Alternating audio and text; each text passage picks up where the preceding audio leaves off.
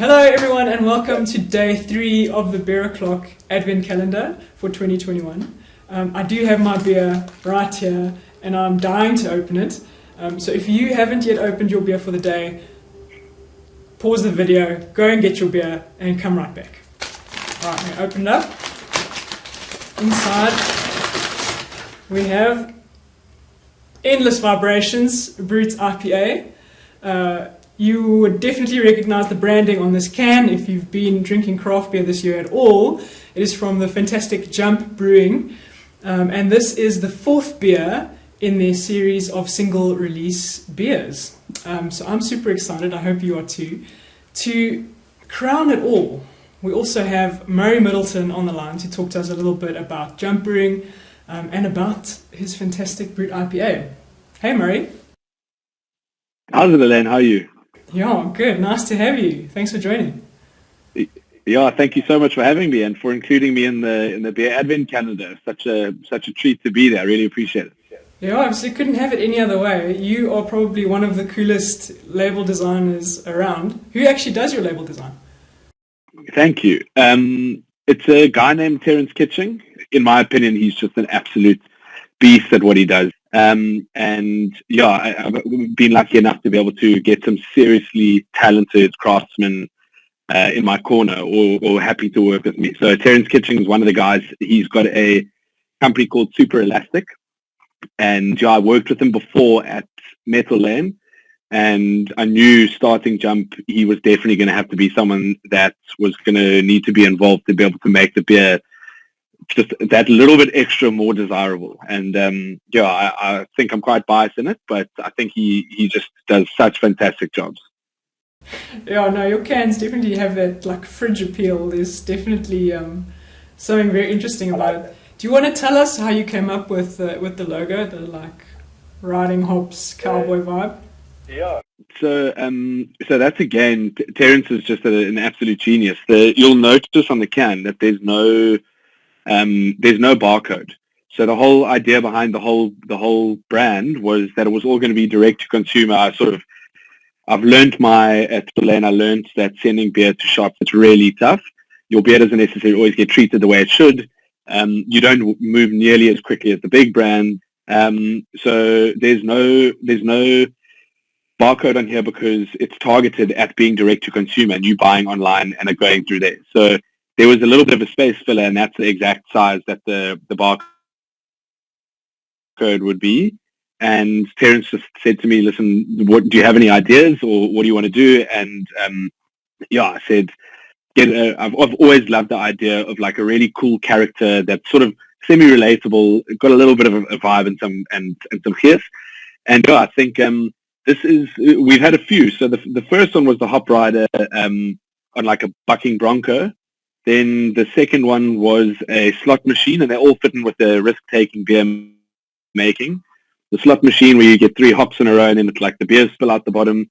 And then it was the tropical style beer, and that was hip shaking beer making, and that was a hula girl with a hop skirt on. And then this final guy is like the 4th guy, he's like on a motorbike, a hop motorbike, just cruising, yeah, he's just chilling, having a good time. He's just had 1 or 2 jumps and hopped on his hop motorbike. Yeah, I think that's quite lekker. So, Murray, should we open the beer here? Let's do it. We've been talking far too long to have enough. My mouth is like dry already. So, what I like about your label is you always give the appropriate serving temperature, which I think really is something that people don't pay too much attention to.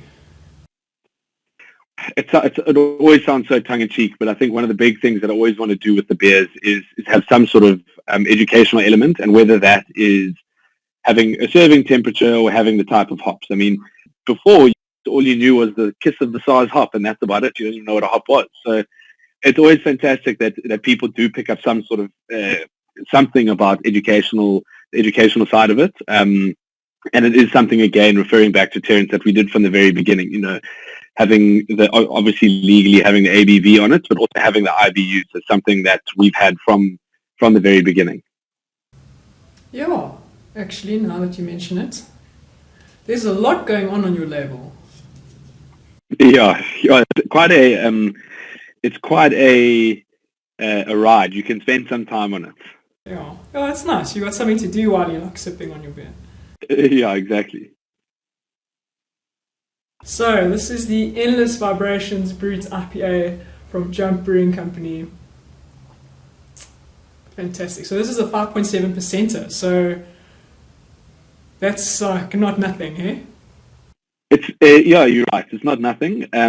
But I think with the creation of any beer, there needs to be some sort of the balance and the drinkability in it is always the main thing. It may kick you a little bit harder than a 5%er, but I think if it were a 5%er, it would maybe be the dryness would maybe come through a little bit too much, or the bitterness. There's quite a big bitterness on it, and having that extra alcohol percentage adds that little bit more complexity to be able to balance the hops and just round it off. So it isn't necessarily a number we just sucked. It's carefully thought out, and it is semi-risky for me, thinking I want it to be a summer beer that people smash during the summer and one of those super moreish reach out for another one. But that does make it slightly harder if it is a 5.7%. But there's no such thing as big beers. There's only things as small people. So we carry on. So should we cheers to that? Cheers. Awesome.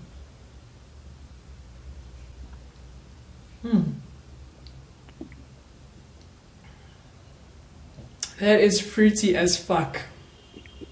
That's a good way to put it. I get actually a lot of mango there, firstly.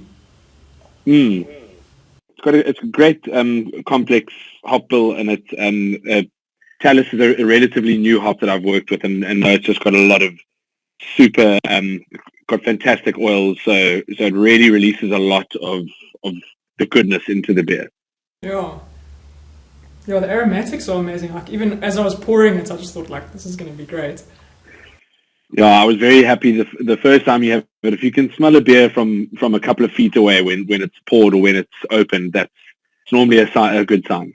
Yeah, so the interesting thing, which I think I should sort of let you know, is it says it's double dry hopped, and it was double dry hopped, and then thought that it could maybe do with a little bit of an extra kick because, risk-taking beer making, just ramp it up a little bit and gave it one final little extra hop, and I think it really took it to a bit of a next level, but I didn't feel that it deserved to have triple dry hopped on it, so it just left it at double dry hopped. Okay. So like 2.5 dry hopped. You know what's amazing is, like, you get that super juicy sip, finishing with like that like orange pithy sort of citrusy vibe, and then it seems to end like quite a short, and then suddenly you have like this follow through of bitterness, which is quite amazing.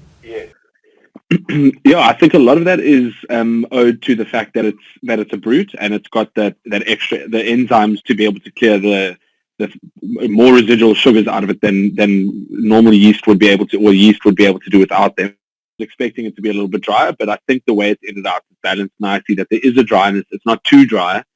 But yeah, I think I was just worried, labeling a beer as a brute that doesn't have any dryness. It's like saying a beer is a sour and there's no sourness to it. So I think it does definitely add that complexity. And as I said, there's quite a good hop bill in it. So that bitterness really does come through at the end, and your super juiciness in the beginning. So it's quite a ride. It takes you on its highs and lows, and it sort of reminds you with every sip that it's got those highs and lows. Oh, that's perfect, because it's like the little beer hop motorcycle guy, That's exactly what you experience when you're drinking this beer. Yeah, no, he's kicking up some dust there, and he's riding one hand, so zero fucks given. Yeah, exactly, absolutely. How did you even get into brewing? My first job was at Beer Guevara, and I sort of I just fell in love with it the more I learned about it and the people in it, and yeah, so it was purely by chance. It was something that I thought could potentially be an interim job, and the more I learned about it, the more I found that it's just like an industry that I never want to leave. It's just fantastic. Yeah. Yeah, it is quite an amazing industry. Thank you for joining me. And more than anything, I appreciate your wonderful beer. Looking forward to many more brews from Jump. And maybe one day we will see that dark beer from you. Looking forward to that day as well. Yeah, fantastic. Well, thank you so much for having me and for including me on day 3 of the Advent calendar.